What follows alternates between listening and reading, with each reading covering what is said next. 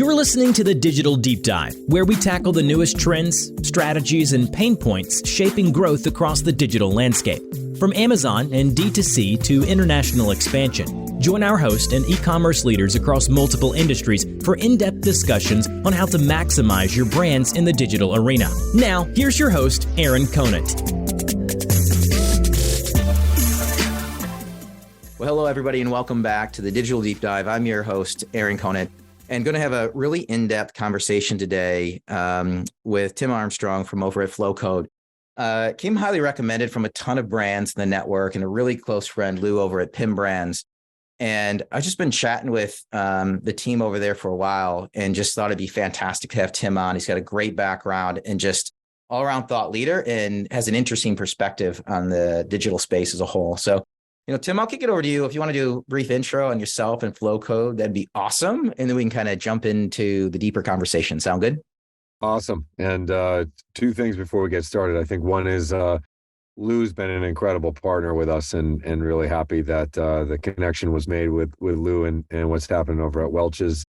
And then, and two is you, Aaron, been super great to both meet and talk to, but also you are somebody who's an expert at the space we're going to talk about. So I would love to ask you some questions as we get going. And my background real quick, I'm at Flowcode, which is a business we started before the pandemic, which is trying to connect the offline and online world and really make direct to consumer happen at scale, which is, a product should be directly connected to a person and a person should be directly connected to a product. And if that happens, the data, the opportunity set for that relationship, I think will change the way that the current economy works. And we've been working on it for about 3.5 years. And, prior to that, I was at CEO of AOL. Prior to that, I was at Google, left as the president of Google Americas, and started my career out in newspapers and met the internet really early 1994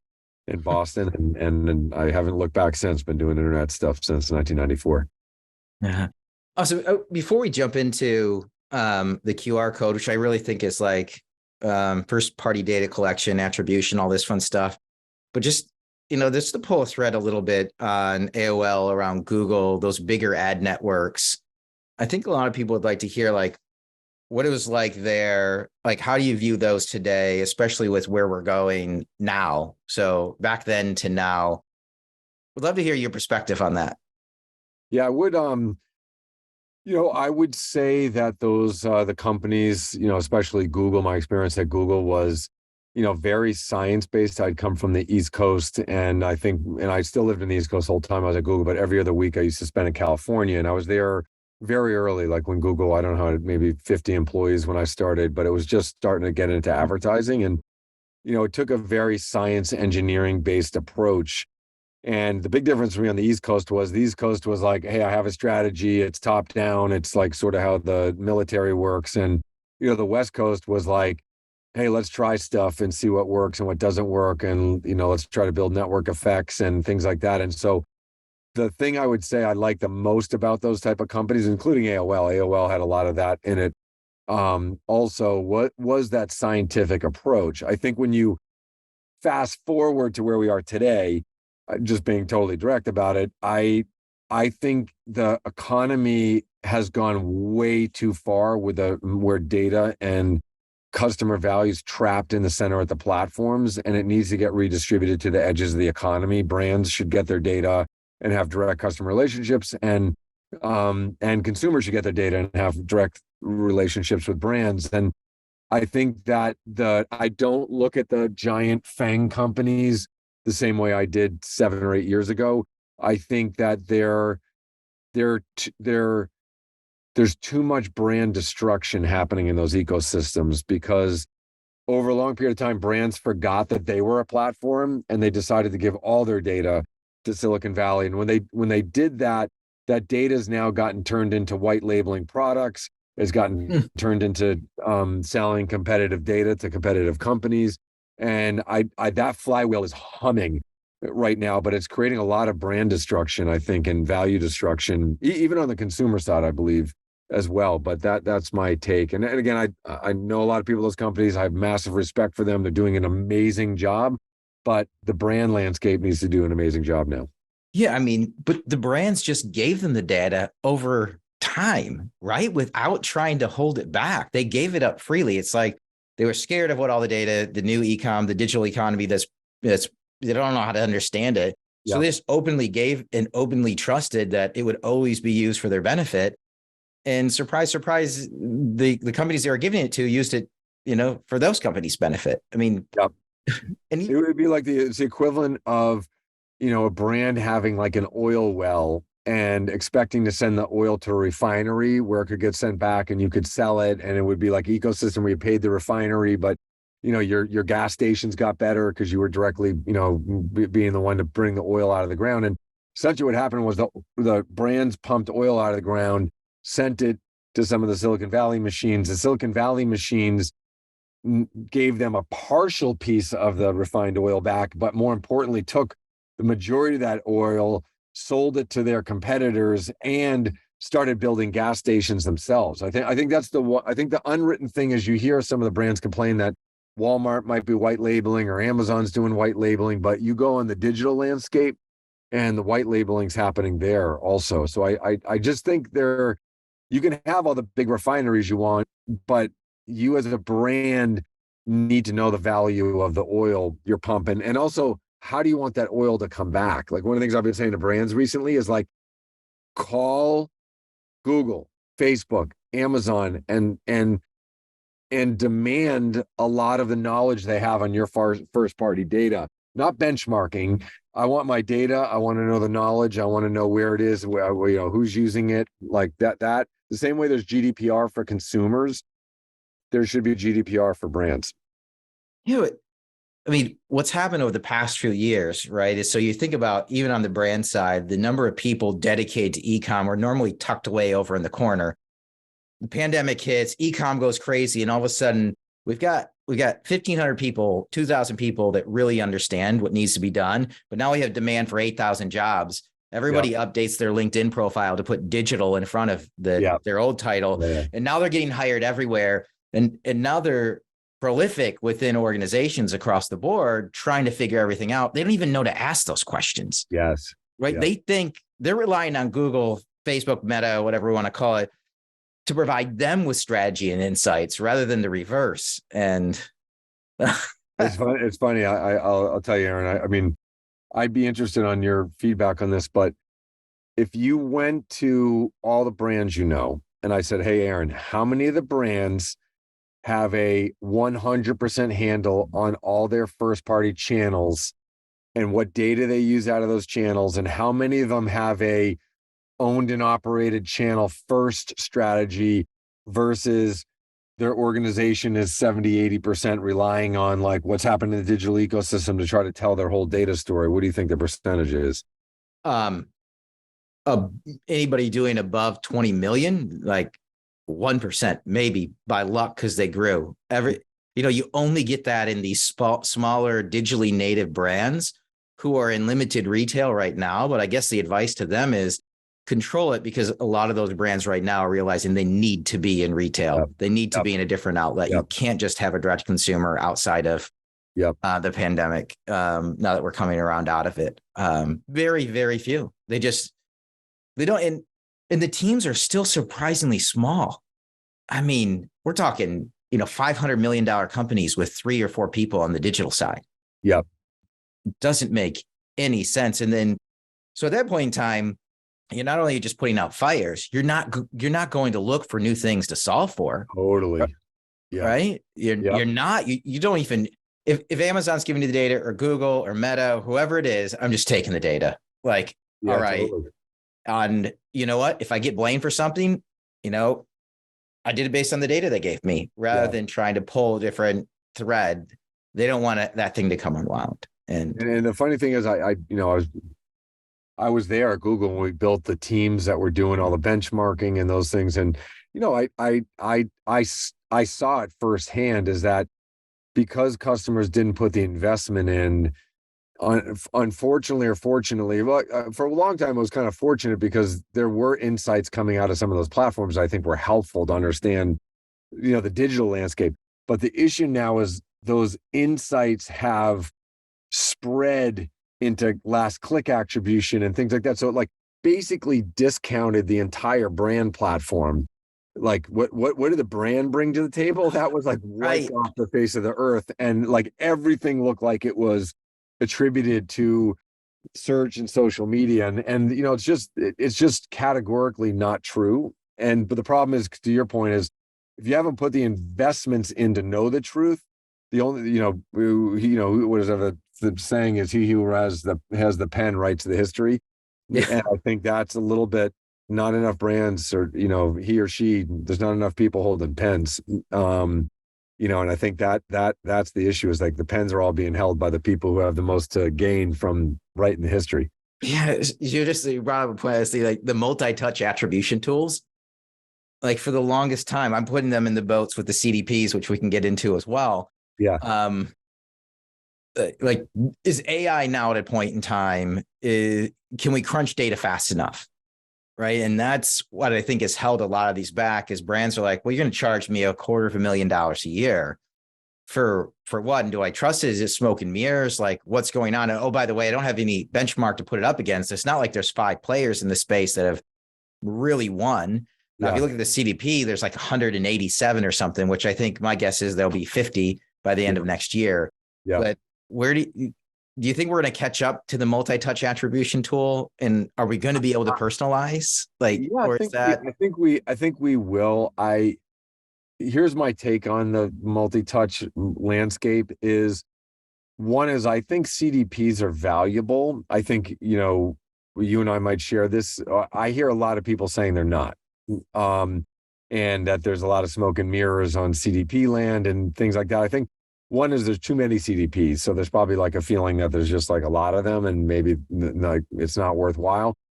The second thing though is, like, I don't think there's been enough data on the CDP side, frankly, to like be able to show off, or the multi-touch attribution side to show off with those things. And there's been other things, by the way, the splintering of Nielsen, from splitting apart physical from TV, and there's been a lot of private equity investing and people chopping assets up. So, if you want to have a multi-touch omni-channel attribution system and you cleave off, half of the multi-touch, like, I think those things become less efficacy based over time. And I just think, I think there's a very big wave coming where this is going to come. And I think the brands and the platforms that are best, and I don't mean platform Silicon Valley, I mean the data platforms that are best set up for this, are going to have another renaissance. It's going to take a little while, but I think it's going to happen. What do you think?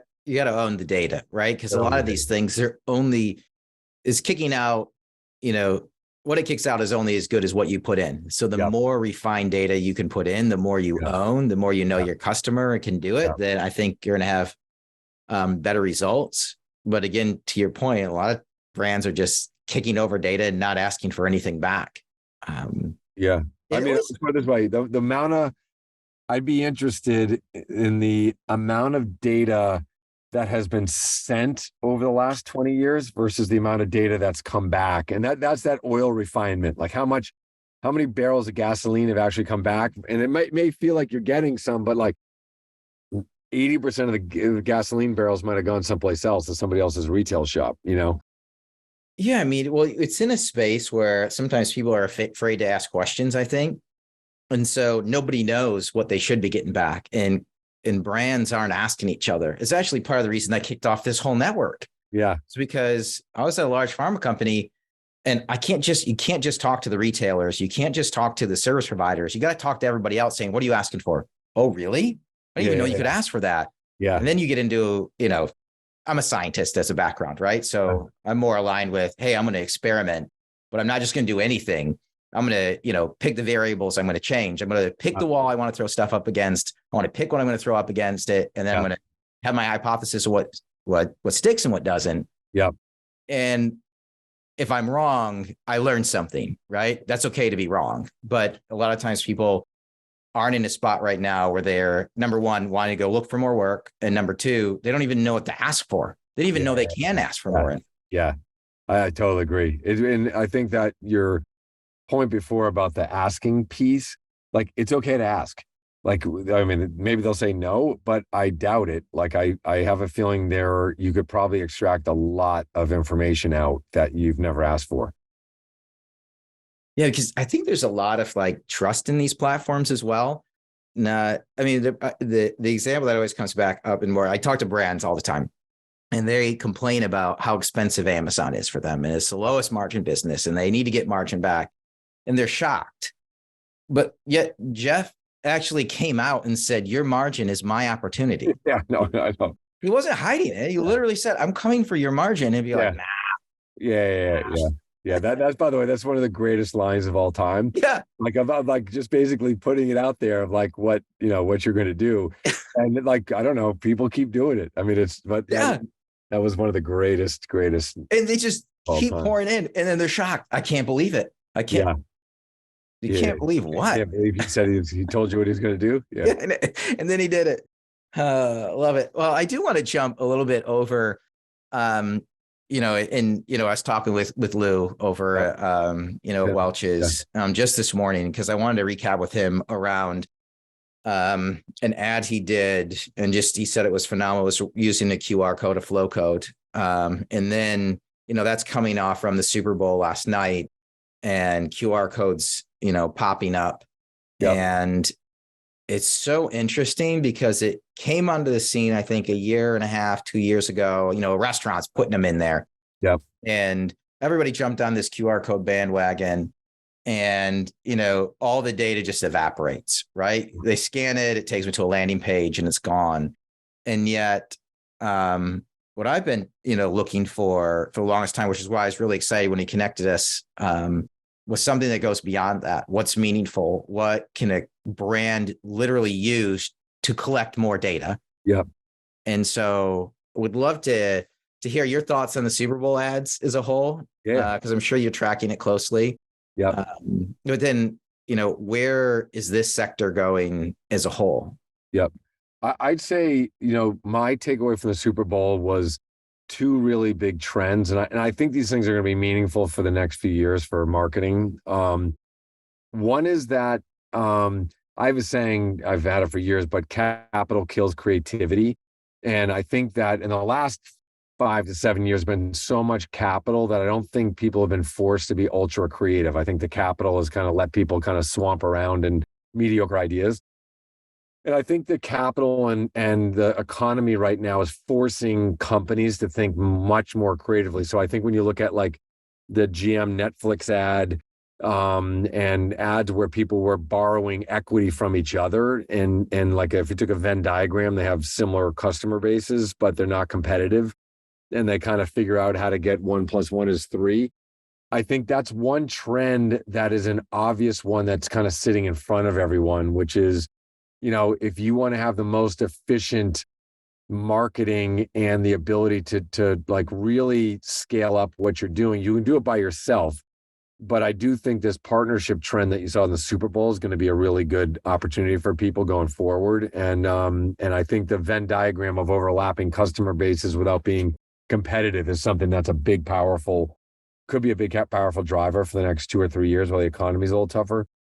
The second one was sort of direct to consumer, is like, you went from one QR code on the Super Bowl last year to, having, 10 or 13, this year. And most of them were done incorrectly, like not with best practices. Some of them are broken, which is a whole nother story we can get into. But this is the thing I talk to brands about all the time. And this is, by the way, I was meeting with one of the big sports owners. This is about a year ago, and they said, well, why are you doing Flowcode? Like, what's the point? And I said, if you have 30,000 people come to your website, would you measure them? And he was like, yeah, of course. And I said, wouldn't you want analytics? He's like, yeah, I measure everything. And I said, what if I told you I was taking your analytics away from your website? And he was like, that would be useless. Like I would like, that would make my website like 100 times less useful than it is today. And I said, well, let's go to your real-time experiences that you throw, and you basically have zero data from them. So you have the equivalent of like a day of web traffic coming into your location, and you have zero data on it. And like literally if I called your stadium.com and said you had no data on it, that, and I think ads are the same thing. Like the Super Bowl ads, let's say your Super Bowl ad gets seen by 75 million people. If I said 75 million people were going to your website, would you want to try to have some interaction with them in first party data? The answer is hell yes. And so the challenge is that over time, this second trend, which is direct to consumer was like Casper mattresses, and they got this like connotation that it was like about shoes and mattresses. Direct to consumer, that's not what direct to consumer is. Direct to consumer is the ability for you as a brand to build first party relationships. And part of your first party relationship is if you put an ad in front of somebody and they're interested in it and you don't give them a way to connect with you, you just smoked a first party relationship. And I think people forget that the first party relationship is everything you do as a brand. And I think that's a big thing from the Super Bowl last night. Was there were a bunch of brands that realized, wow, if there's 100 million people looking at my ad, I might as well try to have a first party relationship with them. So I think those two trends, one is how do you creatively build your brand by borrowing equity and partnering with people? And you treat your brand as a platform and other people can partner with you. And then two is if all of your channels, which ones are you treating like a website or an app and which ones aren't you? And the ones you aren't might have a lot of first party interest from consumers and vice versa. And the brands might have interest also, but people don't think that way. So those are the two mega trends I took away from the Super Bowl. The other one, just I guess quickly, would be the storytelling versus feature telling.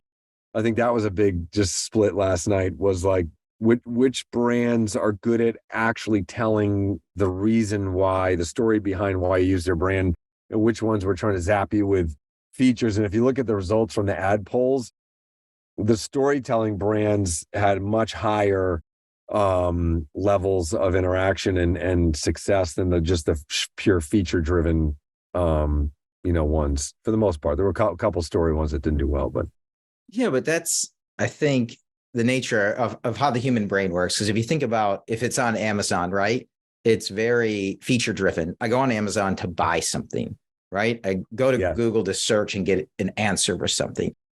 But the Super Bowl, I'm being entertained, right? And there's this idea that, hey, and maybe it's just because a lot of companies have a limited, digital team or a limited digital experience, but they're taking that ad, they're taking that format that worked in one setting and now applying it because we had all this success over here. We're going to have that team be in charge of our ad over here. And at the same time, we have these major agencies that have very limited digital true experience. Now they've hired up there, they've acquired digital agencies, but there's not a maturity there. And so sometimes it's that overlap of, hey, whatever we did over here should work everywhere. But the Super Bowl, people want to be entertained. That was an awesome Super Bowl, right? Goes down. Right? It was sick game. Yeah. And you're there to be entertained. I don't want to hear about individual aspects of a product. And I think that's just a point where we need to step back and I think we're at like digital 3.0 now. Now is the evolution where I'm actually doing the strategy. I'm taking the analytics that I have and all the data and applying it, not just to that demographic and that person, but how they're consuming it and where they're consuming it. So Aaron, I'll give you one. I just read a book a month ago or so called CEO Excellence. It was written by these 3 McKinsey consultants, and they talk about how companies do planning and budgeting, and it really makes an argument for zero-based budgeting. But the end of the movie story is they studied 2,600 companies. Only 200 of them changed their resourcing and people over 10%. And the other 2,400 didn't. So everyone's got a pretty pretty strategy deck. And, you might say, hey, we want to be better at digital, want to do things. And then what they do is they don't actually enforce the resource changes to get that, done. So that the average, I'm just bringing this up based on what you just said, the average corporation doesn't push their people and budgets around enough to actually obtain what you just talked about, which is like, you want to be truly good at digital and you want to be truly good at storytelling and have those two things mix and have the power of them mix. Most companies, they're just, to start at a very basic level, they're not taking the seriousness of moving those chains down the field, like the, football, first down down the field. And I think that's a big issue you talked about earlier. Like some of these big companies only have 3 or 4 people in their digital departments. That's not right. Like, so the question is, like, you have a choice in your budget. Are you opening up a rec for 10 more digital people, or are you going to open up next year for 1 and you might have attrition of 1, so you end up net neutral? And in that case, net neutral is a strategy loss for your company. And I think that's mechanically one thing people are not paying close enough attention to. Does your corporation match where the consumer landscape has gone and where the data landscape has gone?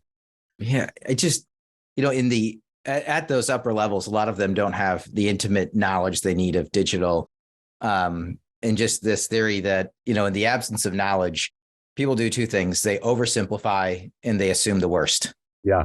Right. And that's what I think has kept it nascent, even through, right now we saw some things blow up during the pandemic, on the digital side, and now they're being trimmed back out. But in that absence of knowledge and assuming like that the worst and oversimplifying, they think it's super easy. Yeah. Right. And therefore they never grow or never put into it. And now it's a bind where I think we're going to see at some point in time, somebody's going to make a major investment and they're going to catapult in front of their competitors in a matter of 1 or 2 years. And it's going to be back to this, like when the Caspers came on the scene. What's going on? The Allbirds. How are these guys doing it? Yeah. They're just. Let me ask you a question. Your business, because you go across many brands, and on you kind of have a horizontal vertical. You're going across many brands, but you're also seeing many types of the new stuff coming in at the same time. So my guess is your brain can kind of benchmark the brand landscape and the where things are changing landscape from the channels side. And one thing that seemed to happen during the pandemic, where the consumer behavior changed a lot, sped up a lot, like maybe 5 years of digital interactions got pulled for, retail changed, et cetera. And I guess, like, if I asked you the question, out of everything you're seeing, what % of the companies have kept pace with those changes themselves during the pandemic? And companies I have a lot of heart for, because it's like they're in hybrid work and they're employed, like they had all the regular disruption from the pandemic. But if you did that matrix of brands and channel changes, where do you think brands are in catching up to the channel changes that happened during the pandemic? Well, it's interesting because of the influx of people that were pulled in to do a job they weren't trained for. Yep. And so what it looked like a lot of brands were keeping pace. So I'm going to say 10%, and then I'm going to say, why not the other 90? And why not the other 90 is, it's funny because I have like old friends who are in direct to consumer that then branched out into retail now, and they're winning. Yeah. But anybody could sell during the pandemic online. Yeah. Right. And so it was just easy. Yeah. Like it didn't matter. You could, I was just literally chatting with a brand this morning where, like, a lot of these smaller brands that were growing, getting gobbled up by the aggregators, when they were looking at, EBITDA and trying to figure out what the multiple was, they're like, oh, you're only spending 5% on advertising. That's amazing. Right. And so overall profit margin was huge, but it was because anybody could sell then. Yeah, everybody. So as we come back out now, not only are these digital marketers being tasked with, providing more data. It used to be everybody's handing out free money, right? Like just spend it on digital.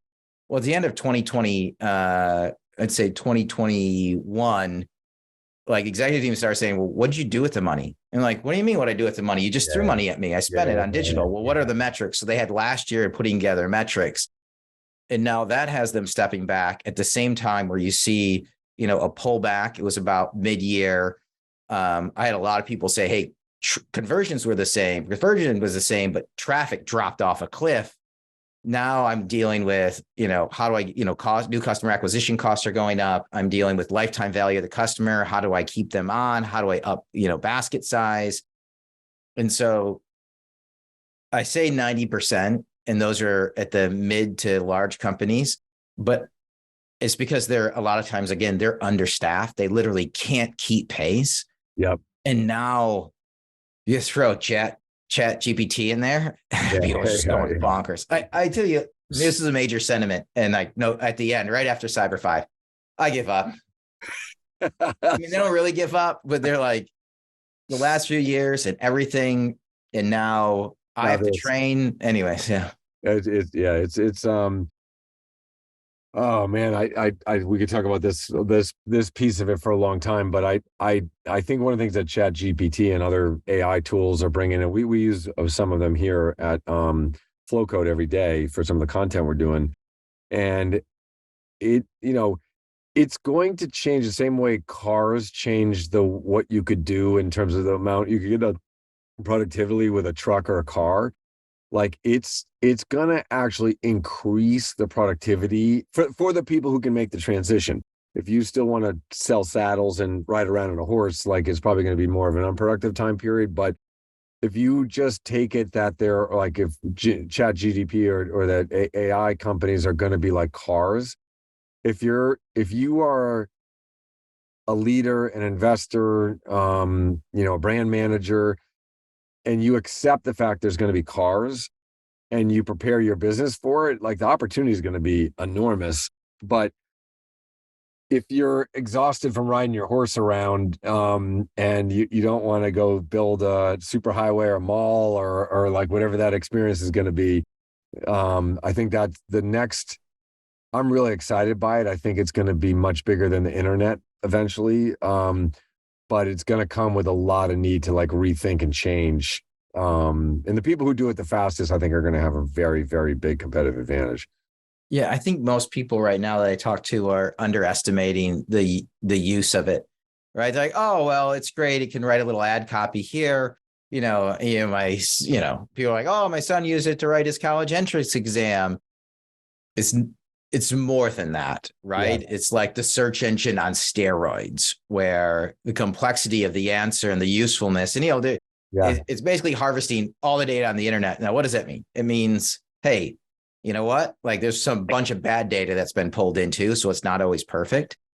But if it can get me from 0 to 70% done, and I don't have to do it from ground zero, and I can just start at 70. Yeah, I think to your point, what you're saying is I'm going to be a lot more productive. Yeah. Because it is. I'll give you the basic of it. I talk to people about this all the time. Search engine means you're doing the work. It's like a self-service tool where you're like, put the muscle and hustle in to find what you're looking for. AI is the answer engine.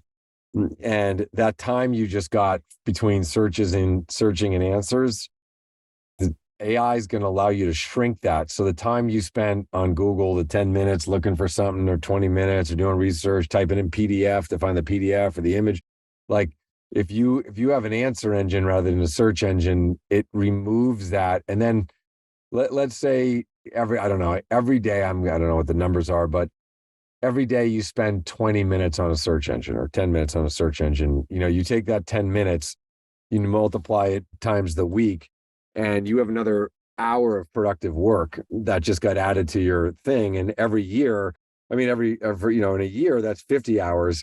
So you just got an extra week of work for one person having an answer engine versus a search engine. And I think that's where the productivity, if you can adjust to that, your productivity scale is going to change. Yeah. And I also think from the company that's willing to let the people try it, it's intrinsically part of the company. Yeah. And so with each one of these advancements, we'll say, each technological advancement, added 10%. Well, every time it compounds by 10%. Yeah. We're at the point now where we're on the third or fourth iteration of 10%. And so somebody who never started looks like they're so far behind now. Yes. But they need a culture. So I mean, there's this, I'd love to hear your thoughts. What I've been really encouraging a lot of these organizations to do is to put in an actual digital R&D budget. So, right, my time as a chemist, R&D gets just flushed down the drain in a way, right? Yep. The money is just gone. Yep. But you have to do it to get to the actual pharmaceutical that works. Yes. And then it's a huge benefit. But 99% of the experiments I did, they failed. No, I wasn't a failure. I learned on each one, and then finally one hit. Yes. But you can't be going in justifying every single loss that you had. Set aside the budget, know it's going to be wiped away, but it will show up in marketing and sales and conversion somewhere else, but not within R&D. And Aaron, I say this, like, a lot of people have that saying, you have to be okay with failure. And I always say to people, that's really not what I've seen be successful. You have to be okay failing on the way to your goal.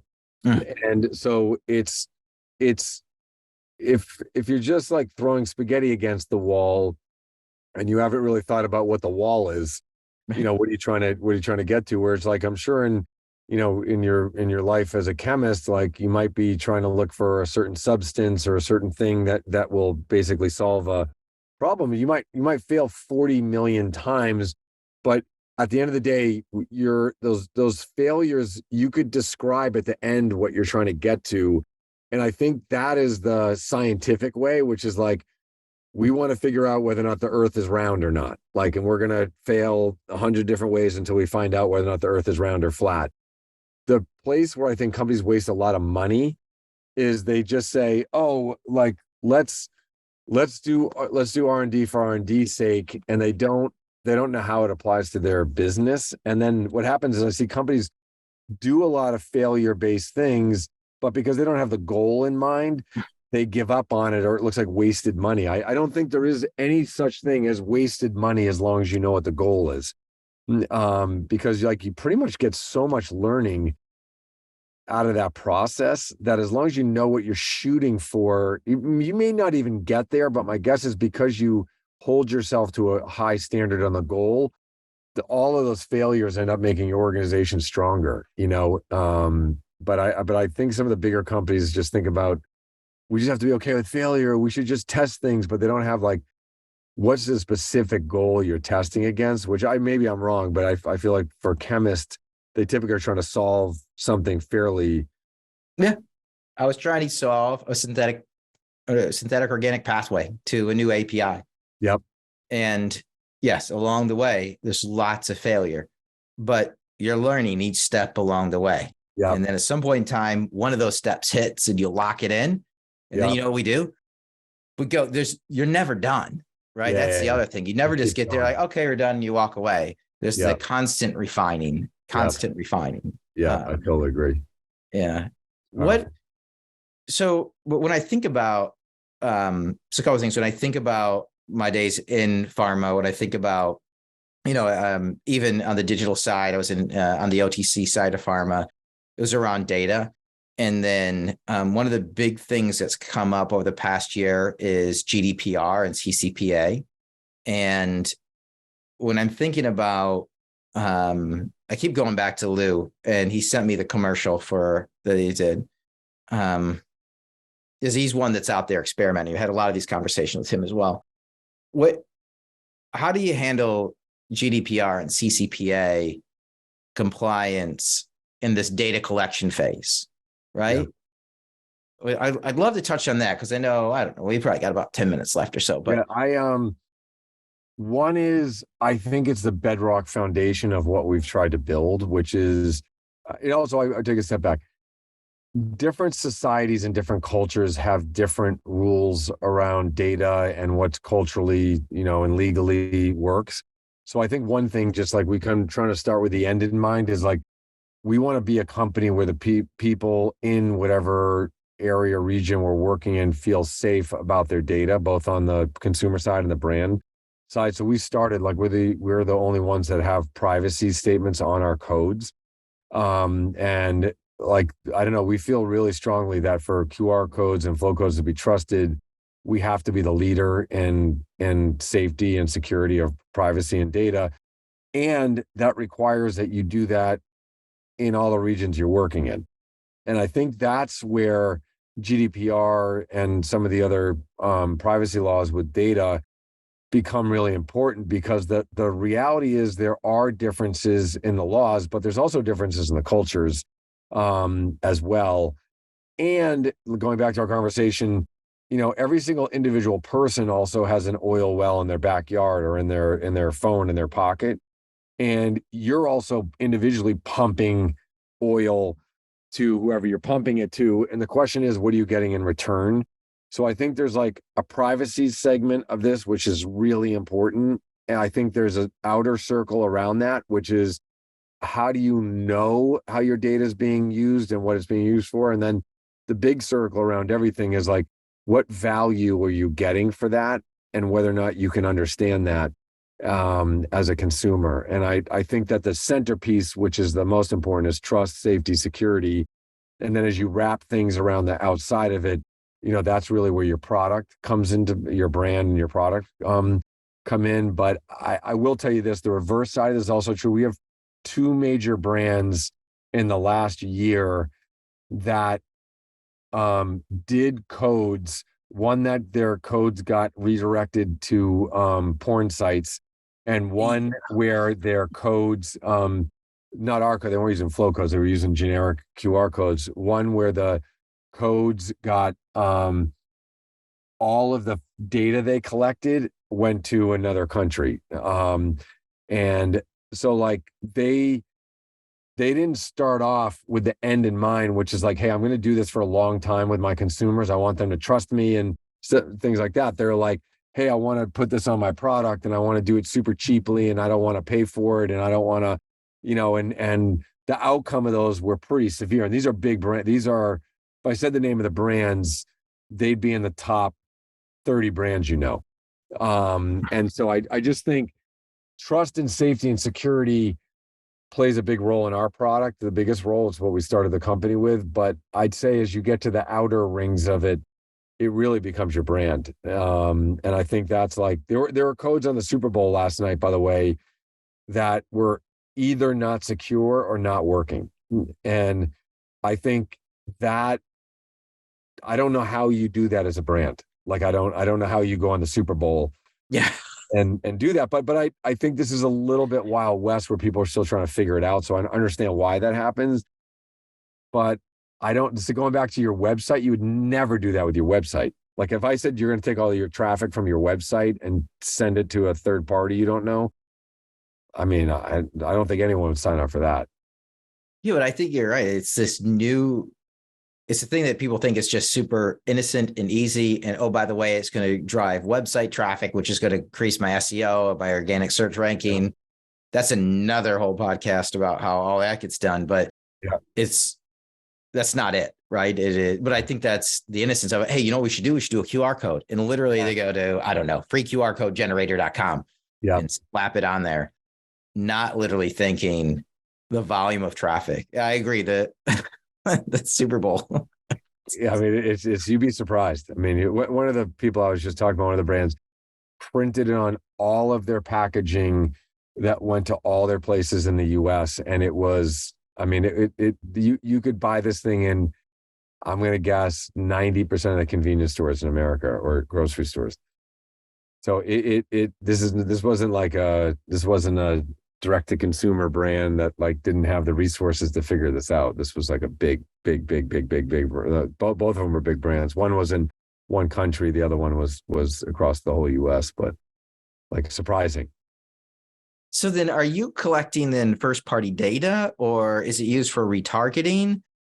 Like for all of that, is it dumping into, do you dump into all the data? I mean, it's for the brands to use it. They drop it into a CDP. They can do whatever they want with it, personalized data. The brands usually drop their data into CRM, CDP, something like that. And then we don't personally collect PII, but we encourage the partners. The partners basically, if they want to collect first party data have to get the consumers to interact with something that allows them to do that. So many of our partners do experiences, sweepstakes, commerce, things like that. And I would say that's like a developing area and it's growing quickly. But I would say that like the vast majority of our customers kind of understand this is a high value person coming in and they should give them a high value opportunity. Like Lou at Pim Brands, the program he did with Welch's Fruit Snack with the NFL,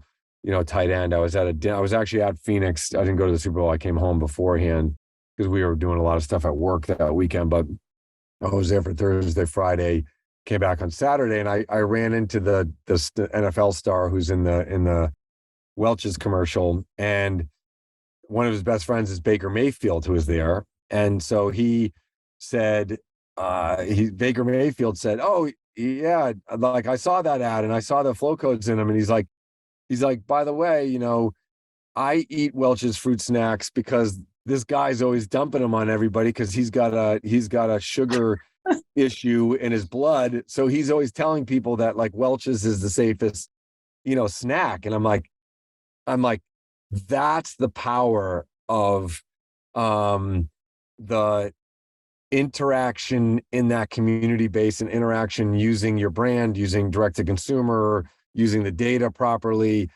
When all those things magically come together, it's that one person inside your customer base who could be a dad, a mom, a teammate, whatever. And that they see Lou's ads and all of a sudden it's like, hey, I don't want to have high sugar either, but I want to have snacks. And I think that those are the things that are really powerful. And that's why trust matters also. Like, I don't know, I all this stuff, when you get it working correctly, like Lou has done at Pim Brands, I think it really starts to get a flywheel going. So what do you get most excited about, right? I mean, you've built something that's great. I mean, it's amazing. The feedback that we get is phenomenal. So it must be fun. But what keeps you what gets you excited? Yeah, the stuff that gets me excited. I mean, I'll tell you, this is going to sound like probably slightly dorky, but I'm somebody who spends a lot of time outside. I surf, I ski, I'm very intentional with my time. I usually walk outside for an hour and a half every day. Even if I've worked out, I'll still go outside and go for a walk. And just, our office is on the street. We have a garage in New York City. Like, I'm very attuned to outside and street and try to live very intentionally. And one of the things I see, and this is the part that's going to sound like a little dorky, I guess, but is I think the offline world should be more exciting than the online world. And I think that like part of the thing we're trying to do at Flowcode is people love their phones and people love to connect with things and those things. And but I'm not 100% sure people should have metaverse goggles on 10 hours a day. I think that it's really important for the human experience to have offline experiences. I always ask people to see their pictures on their phone because I make this point with them. I say, I want to see all the pictures on your phone. I want to see how many pictures of the metaverse or how many pictures of Instagram from other people's Instagram that you have on your phone. And the answer is always none. And the reason is because most of the most important things in your life happen offline. And I think that's really what I want to see happen in the next 10 years is that offline becomes a really exciting place for intentional. I say infinite scroll is a black hole. I think it eats a lot of, especially for kids. I'm looking at the picture of your artwork, your daughter, that she did in the back. And if I told you she could spend the rest of her life doing more experiential things like making that type of artwork or more getting caught in the social media rabbit hole for 4 hours a day, my guess is you'd probably choose, hey, artwork. But the reality is your daughter would also choose artwork. Like, I think if the offline world becomes a better, richer, deeper experience, I think it will cut down on the time that people spend in the online world. And you'll be able to get like an 80-20 where like 20% of the time you used to spend becomes as 80% as valuable as the online world because you can do it in the offline experience where you're out in the real world. So I hope someday that like the offline digital world is 20% of the time of the internet, but 80 to 100% is impactful.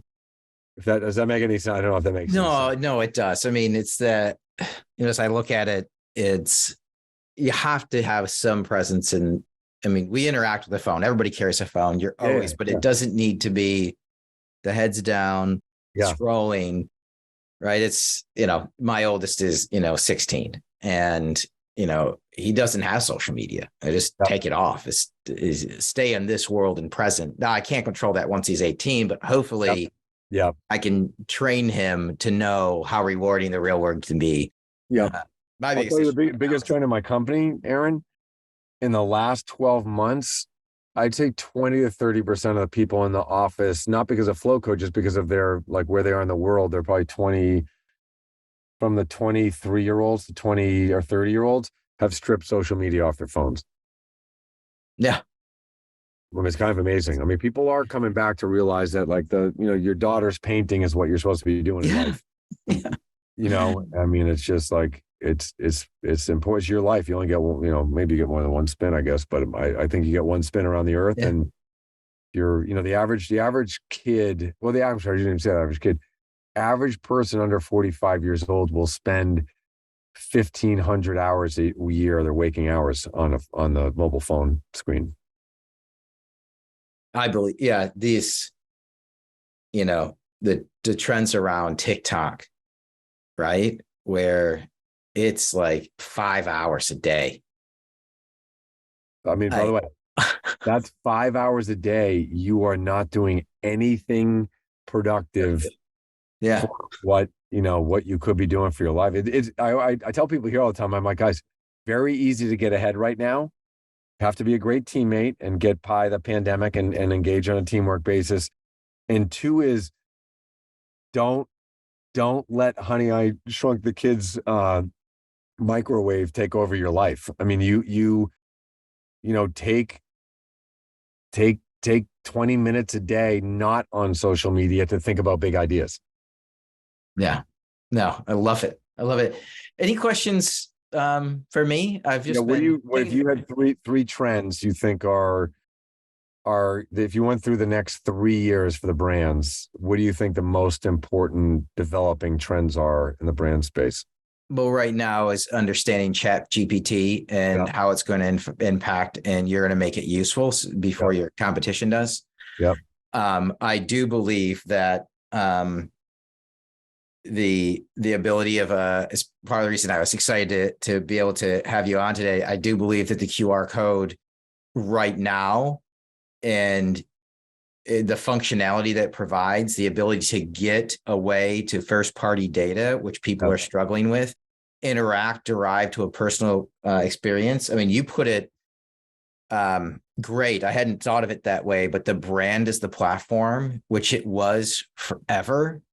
That it's just in the past 10 or 15 years that they don't know what to do with the data. And so they just rely in trusted partnerships to people who give it back. And now they're realizing, well, they gave it back, but only 5% of what they could have been.